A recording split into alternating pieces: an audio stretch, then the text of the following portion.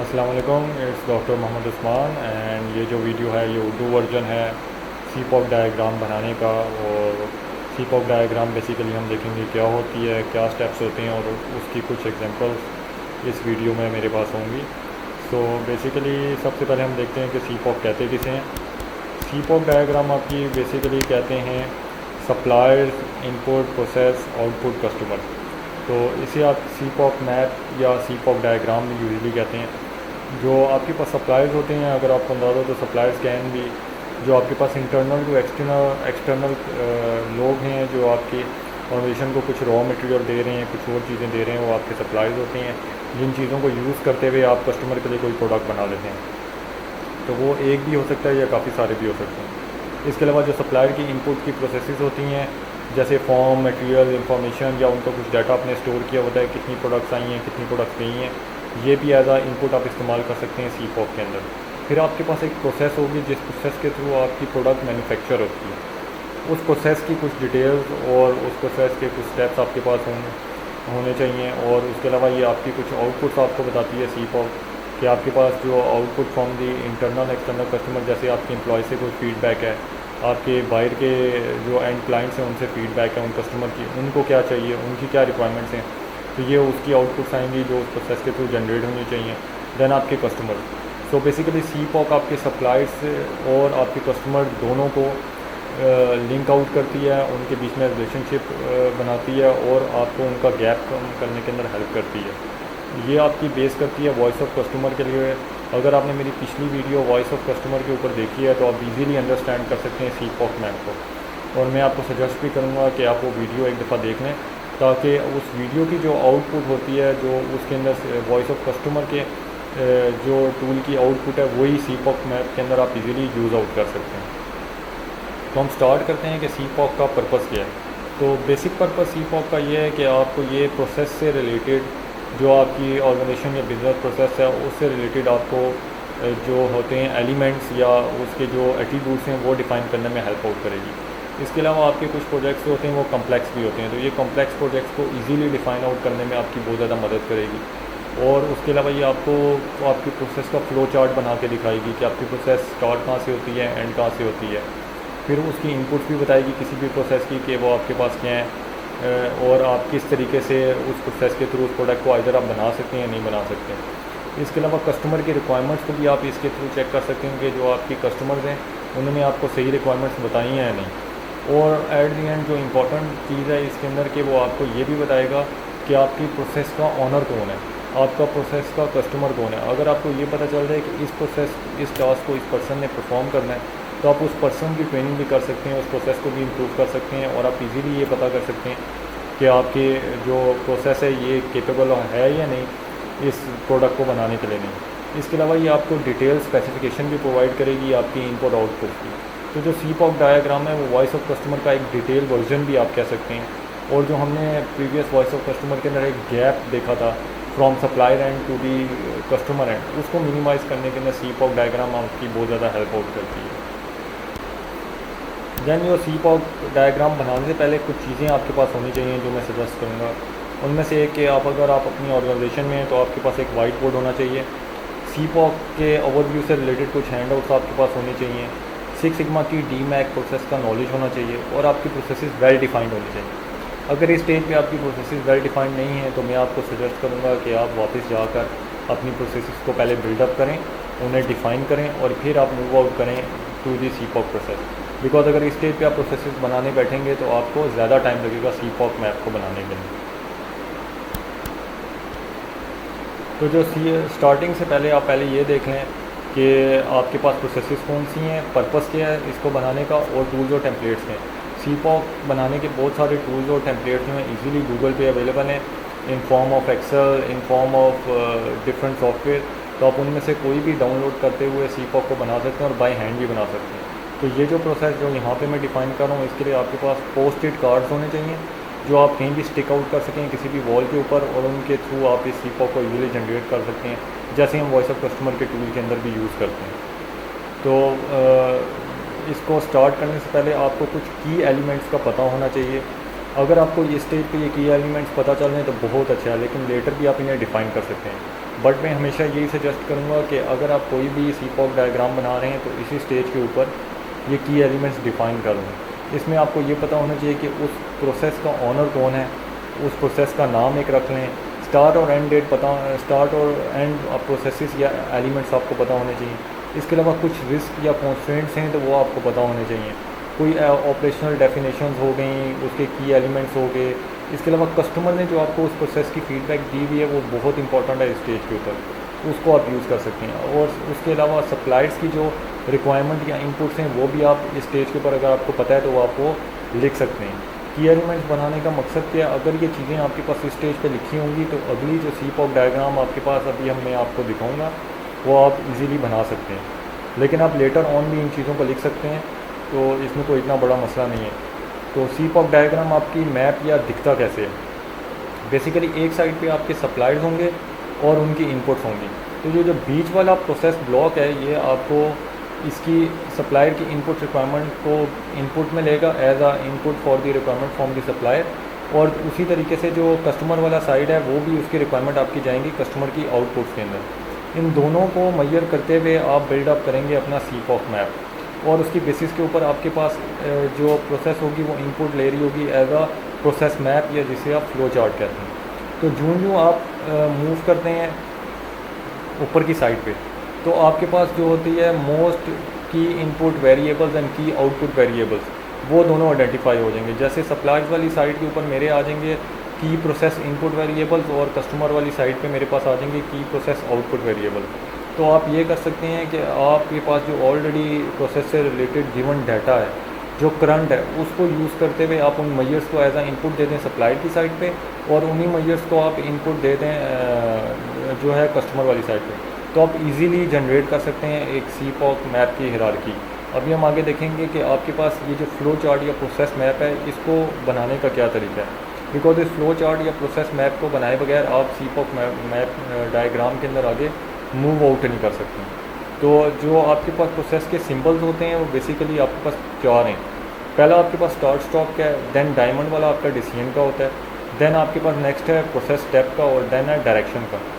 और यही चारों सिंबल्स आपके फ़्लो चार्ट में भी यूज़ हो रखे हैं। तो नॉर्मली जो ऑर्गेनाइजेशन के फ़्लो चार्ट अगर आपके पास बने हुए हैं तो आई वुड सजेस्ट कि आप उन्हीं फ़्लो चार्ट को यूज़ करते हुए अपने CPOC डायग्राम को क्रिएट कर लें, बिकॉज अगर इस स्टेज पे आप वो बनाने बैठेंगे तो आपको बहुत ज़्यादा टाइम लगेगा। तो अगर आपके पास इन चारों प्रोसेस फ्लो के मैप्स हैं तो उनको आप यूज़ कर सकते हैं in basic steps of CPOC mapping. तो होगा क्या, जो आपने की एलिमेंट्स पहले डिफाइन किए हुए होंगे, देखें यहाँ के ऊपर है define process to be reviewed name it. तो अगर आपने पहले ही प्रोसेस को डिफाइन कर लिया तो पहला स्टेप तो आपका ऑलरेडी हो चुका होगा। इसके अलावा आपने इनपुट्स और आउटपुट्स के लिए करना क्या है, किस तरीके से पता करनी है, इसके लिए आपने करनी है ब्रेनस्टॉर्मिंग। आप सबसे पहले जिस तरीके से एक वाइट बोर्ड है उसके ऊपर आप एक साइड के ऊपर सप्लायर्स और उनकी इनपुट्स के पोस्ट कार्ड लगाएं, देन दूसरी साइड के ऊपर आप लगाएं कस्टमर और उनकी रिक्वायरमेंट्स के कार्ड लगाएं। इन दोनों के ऊपर ब्रेनस्टॉर्म करें कि आपके पास कौन सी आउटपुट्स कस्टमर से रिलेटेड हैं और कौन सी इनपुट्स आपकी सप्लायर्स को आपको देनी चाहिए, और जो सप्लायर की इनपुट्स हैं आइदर उससे रिलेटेड आपकी कस्टमर की आउटपुट्स मैप होती हैं या नहीं होती। जो दरमियान वाला आपके पास ब्लॉक है that is the process block. ये प्रोसेस ब्लॉक क्या है, इसको भी आपने ब्रेनस्टॉर्म ही करना है। इस प्रोसेस मैप के ऊपर भी आप प्रोसेस से रिलेटेड जो की एलिमेंट्स हैं वो यहाँ पे स्टिक आउट करेंगे और उनको भी लिखते जाएंगे। होगा क्या, जब आप प्रोसेस मैप बनाने लगेंगे CPOC का तो आप एक टीम लें एक, और उस टीम को सबको कहें कि वो जो है आपके पास डिफरेंट पोस्ट कार्ड के ऊपर उन की एलिमेंट्स को या सप्लायर्स को और जो कस्टमर के रिक्वायरमेंट्स हैं उनको लिस्ट डाउन कर लें, और उसकी बेसिस के ऊपर सेंटर के अंदर जो आपके पास प्रोसेस मैप के ब्लॉक्स हैं उनको बिल्ड आउट करें। तो सबसे पहले आपको क्या चाहिए कि आपके पास चाहिए आपके पास सप्लायर्स की इनपुट्स और उसके ऊपर ब्रेनस्टॉर्मिंग करनी है। देन आपने उसकी बेसिस के ऊपर आपने देखना है कि आपकी प्रोसेस केपेबल है या नहीं, उसको भी आपने करना है ब्रेनस्टॉर्म, और ब्रेनस्टॉर्म करके आपने टोटली जो है एक स्टेप बाय स्टेप आपने चीज़ों को लिखना है। अब आपने ये करना है कि प्रोसेस का नाम लिखना है और उसके अलावा जो है कोई डिटेल नहीं लिखनी, और उसके अलावा जो है उनको अभी आप ऑर्गेनाइज़ ना करें। बेशक आप इसी तरीके से प्रोसेस को वो स्टिक आउट करके लगाते जाएँ, जिस तरीके से आप नॉर्मली आपने लिखा है उसी तरीके से एक एक पर्सन आके बोर्ड के ऊपर लगाता जाए। जब ये सब कुछ हो जाएगा आपके पास तो आप उससे जनरेट करेंगे इस किस्म का मैप। जब उन स्टेप्स को आप जनरेट करेंगे इन जो प्रोसेस के स्टेप्स हैं, तो आपके पास बनेगा इस किस्म का फ़्लो चार्ट। तो ये जो फ़्लो चार्ट है ये बेसिकली रिप्रेजेंट करेगा, जैसा कि हमने पिछले यहाँ पे डायग्राम में देखा है, तो ये वो वाला फ़्लो चार्ट है जो एट दी एंड आपके पास ब्रेनस्टॉर्मिंग सेशन या प्रोसेस के वेरिएबल्स को ऑर्गेनाइज करने के बाद बनता है। तो जब आपके पास ये वाला बन जाएगा तो आप इजीली इंडिकेट कर सकते हैं कि कौन से डिसीजन लेने हैं इस प्रोसेस के अंदर, जिसके थ्रू मेरे पास ये जो सप्लायर्स की इनपुट हैं और जो कस्टमर की आउटपुट है इनका गैप कम हो सकता है। अब होता क्या है, सप्लायर्स ने काम करना होता है डिलीवरी के ऊपर, कॉस्ट के ऊपर और डिफेक्ट्स पे। तो एज अ बिज़नेस ऑर्गेनाइजेशन आपने जो भी आपकी प्रोसेस होगी उसमें कम टाइम के अंदर, कम कॉस्ट के अंदर एक अच्छी प्रोडक्ट को डिलीवर करना है, और यही कस्टमर की आउटपुट होती है। तो आप प्रोसेस को फोकस करते हुए ये देखेंगे जो आपकी प्रोसेस है वो आइदर केपेबल है या नहीं कि वो उस आउटपुट के साथ या कस्टमर के रिक्वायरमेंट के साथ रीच हो सकती है या नहीं। तो अगर मैं इसको एक्सेल के फॉर्मेट में बनाना चाहूँ तो मैंने एक टेम्पलेट से यहाँ के ऊपर पेस्ट आउट किया है। तो आपके पास इस किस्म की आपके पास डायग्राम बनेगी कि आप सप्लायर्स में लिख लेंगे कौन कौन से लोग हैं। जैसे मेरे यहाँ पे पास एम्प्लॉयज़ हैं, कॉन्ट्रैक्टर्स हैं, उनकी इनपुट में क्या लूँगा, जो एम्प्लॉय से रिलेटेड डाटा वो मैंने ले लिया, कॉन्ट्रैक्टर से रिलेटेड डाटा मैंने ले लिया। प्रोसेस जो होगी वो मैं भी बाद में डिफ़ाइन करूँगा। आउटपुट के अंदर आपके पास आ जाएगा एम्प्लॉय रिकॉर्ड, और कस्टमर कौन है, आपके प्रोजेक्ट मेंबर, मैनेजर या टीम। तो जो बंदा उनको मैनेज कर रहा होगा, जिसको वो डाटा चाहिए, वो उसका ऑनर हो जाएगा।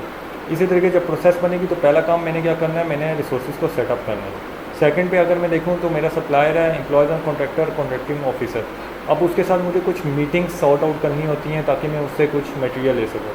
तो मेरी एक्टिविटी क्या बनेगी कि मैं assign activities to the resources कर दूँ। जो मेरे पास रिसोर्सेज हैं उसके अकॉर्डिंगली, यानी प्रोजेक्ट स्केड्यूल और मेरे पास जो availability of my team member है उससे रिलेटेड मैं कुछ रिसोर्सेज असाइन कर दूँ। देन इसी तरीके से आपके पास डिफरेंट जो प्रोसेस से रिलेटेड या आपके प्रोडक्ट से रिलेटेड जितने भी सप्लायर्स हैं वो आप लिखते जाएंगे। एट द एंड आपके पास जब बनेगा तो आपके पास इस किस्म की प्रोसेस बन जाएगी कि दरमियान में आपके पास आ जाएंगे ये एक स्टेप बाय स्टेप सीरीज़। इधर इस जगह पे मैं ये बता दूं कि ज़रूरी नहीं है कि आपके पास जब आप एक्सेल में बिल्डअप करेंगे तो आपके पास वैसा फ्लो चार्ट बिल्डअप हो। आप नॉर्मली पहली टाइम जब बनाएंगे तो आप इस किस्म का भी बना सकते हैं, और अगर आप प्रॉपर्ली बनाना चाहते हैं तो उसकी एक और एग्जांपल मेरे पास यहाँ पे गिवन है। तो दरमियान वाला फ्लो चार्ट सिमिलरली उसी तरीके से बन सकता है जिस तरीके से मेरे पास सीपॉप डायग्राम में होता है। तो आपने अगर दोनों एग्जांपल्स में देखें तो ऑल जितनी भी चीज़ें हैं वो सिमिलर हैं।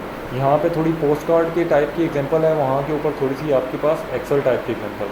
तो इनको यूज़ करते हुए आप इजीली अपनी सीपॉप डायग्राम बिल्डअप कर सकते हैं, और इसी को आप सीपॉप डायग्राम ही कहते हैं।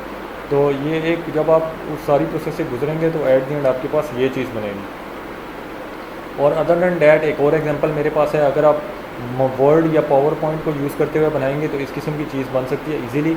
और ये पावर पॉइंट वर्ड के अंदर आपके पास इजीली ये टूल्स अवेलेबल हैं जिसके थ्रू आप सीपॉप डायग्राम बना सकते हैं। तो लिखने का मकसद ये है कि आप इजीली ये देख सकेंगे सप्लायर कौन से हैं, इनपुट्स कौन सी है, प्रोसेसेस कौन सी हैं, देन आउटपुट्स एंड कस्टमर। तो यहाँ पे मेरे पास एक एग्जांपल है ऑर्डर मैनेजमेंट की, आप इसे रीड आउट कर सकते हैं और देख सकते हैं कि आपके पास कौन कौन सी चीज़ें उससे रिलेटेड हैं। इसके अलावा जब आगे एग्जांपल से आगे जो है मेरे पास कुछ टिप्स हैं फॉर क्रिएटिंग द सीपॉप डायग्राम, जिसमें सबसे पहली है कि आपको सबसे पहले ऑलवेज़ चेक योर वर्क, कि हमेशा आप अपने काम को चेक करें, हमेशा ये चेक करें कोई चीज़ रह तो नहीं गई है सीपॉप बनाने के बाद, कोई की एलिमेंट्स तो नहीं रह गए हैं। एक मीटिंग के अंदर सीपॉप जनरेट करें, बेशक अगली मीटिंग के अंदर सीपॉप को दोबारा से रिवाइज़ कर लें या डिस्कस कर लें।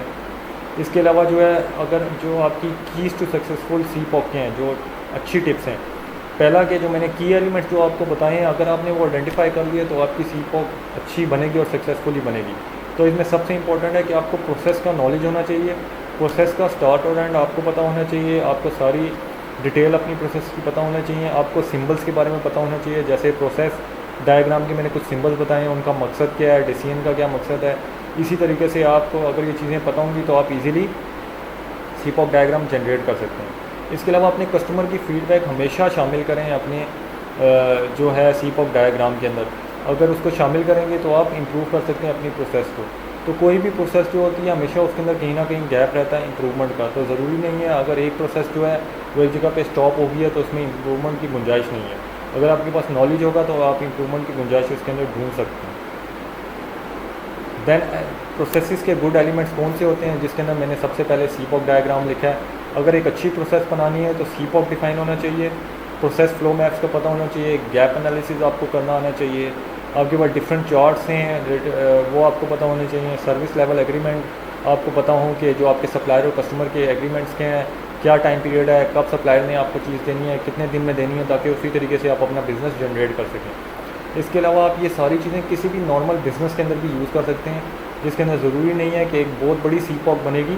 आपके पास छोटी सी भी सीपॉक बन सकती है जो आपको क्लियरली आइडेंटिफाई कर दे कि आपके पास क्या प्रोसेस है और किस तरीके से आपका बिज़नेस आगे बढ़ सकता है। तो सीपॉक जो है वो आपकी प्रोसेस इंप्रूवमेंट के अंदर बहुत अच्छी है, आपका टाइम बचाएगी और आपका टाइम बचाने के बाद जो है आपकी प्रोसेस को फर्दर इम्प्रूव करेगी। लास्ट में अगर आप अपने मेरे चैनल को सब्सक्राइब कीजिए और मेरी वीडियो को ज़रूर लाइक कीजिएगा।